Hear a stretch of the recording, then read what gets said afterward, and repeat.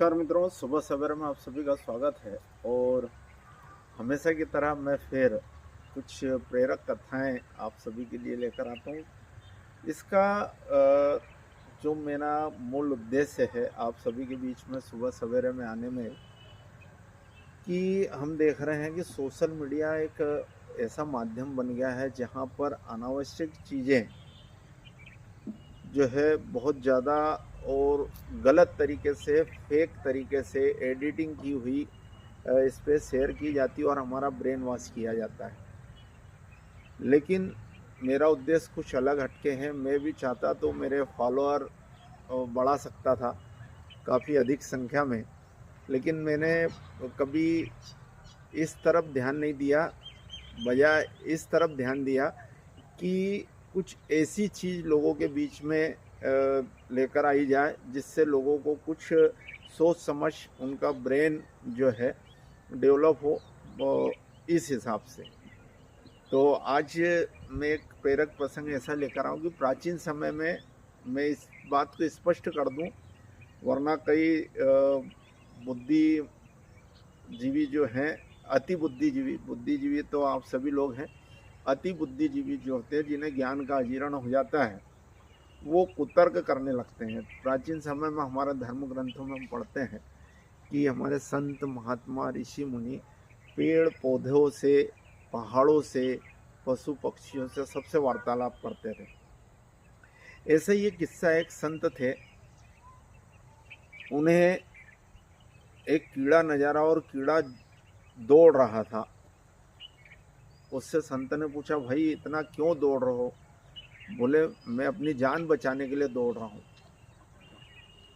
बोले, तुम्हें किस बात का डर यार, तुम तो कीड़े हो, मर जाओगे तो दूसरी योनि में आओगे, तुम्हें तो और इस बात का बोले खुश होना चाहिए कि मैं इस योनि से जल्दी छुटकारा पाऊं।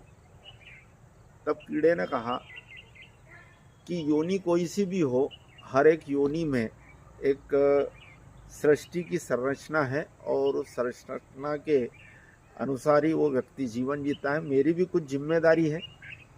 मैं कीड़ा जरूर हूँ, लेकिन कीड़ा रहते हुए भी इस सृष्टि में मानव के लिए मेरे लिए कुछ न कुछ जिम्मेदारी ईश्वर ने तय कर रखी है और वो मैं वही काम कर रहा हूँ। इसलिए अपनी जान बचा करके मेरे काम में वापस में लग जाऊंगा। बोले, तुम्हें किससे डर है?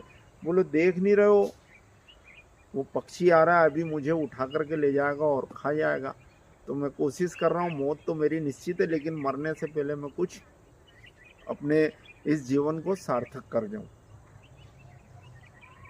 संत ने उस कीड़े की बात सुनी, फिर कहा कि चलो मैं आपकी कुछ मदद करता। तो बोले, नहीं नहीं, मैं अपने आप को बचा लूंगा, सक्षम हूं। फिर संत ने उस कीड़े से पूछा कि आखिर तुम्हारी ऐसी जिम्मेदारी क्या है? बोले, आप संत हो, आप भी अंतर्यामी हो और दिव्य दृष्टि आप समझ सकते हो। मैं कीड़ा होकर के भी अपनी जिम्मेदारी निभाने के लिए तत्पर हूँ, लेकिन आजकल कुछ इंसान ऐसे हैं जो इंसान होकर के भी जो है इंसान की जिंदगी नहीं जी पा रहे हैं। उनके मन में छल कपट और लालच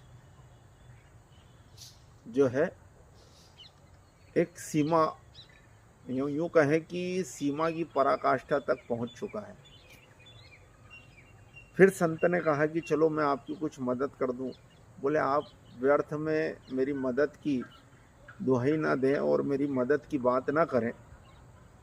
अगर मैं आज आपकी मदद ले लूँगा तो मुझे जीवन भर आपकी मदद की आवश्यकता महसूस होगी और मैं संघर्ष नहीं कर पाऊंगा।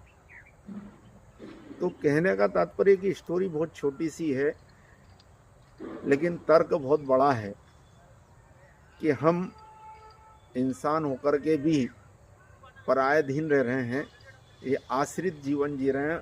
और एक वो कीड़ा है जो अपना जीवन सार्थक करते हुए अपनी ज़िंदगी के उद्देश्य को पूरा कर रहा है जो उसे सृष्टि ने दिया है।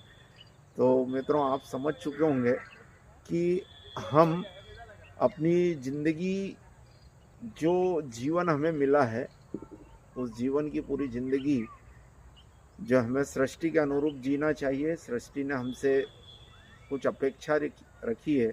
ईश्वर ने हमें अगर जीवन दिया है, चाहे जिस रूप में दिया है, जिस योनि में दिया है, लेकिन हमारी भी कुछ अपेक्षा है। तो कोशिश करना चाहिए कि आत्मनिर्भर बने, किसी की मदद के आदी न बन जाए। एक बार आपने किसी की मदद हासिल कर ली तो जीवन भर आपके दिमाग में वही ख्याल आएंगे और आप मदद के लिए फिर चारों तरफ नज़रें दौड़ाते रहेंगे। और जब भी संकट आएगा तो संकट से तुम्हारी खुद की लड़ने की क्षमता ख़त्म हो जाएगी। तो मेरा ख्याल है आप समझ चुके होंगे इस बात को। तो मिलते हैं कल फिर और किसी ऐसे ही कुछ प्रेरक प्रसंगों के साथ। मेरा हालांकि कोई ज़्यादा समय नहीं जाता है, तो थोड़ा सा समय सुबह सवेरा का रहता है और कोशिश यही रहती है कोई 100 में एक आध व्यक्ति भी अगर इन बातों से प्रभावित हो जाता है तो यूँ समझे कि ये मेरा जीवन जो है ये भी सफल ही होगा। तो सोशल मीडिया एक ऐसा माध्यम है जिसके जरिए हम एक से अधिक और बहुत दूर तक लोगों तक पहुंच सकते हैं, बहुत दूर तक अपनी बातें रख सकते हैं। तो मिलते हैं कल फिर आप सभी के बीच में सुबह सवेरे में किसी प्रेरक प्रसंग के साथ।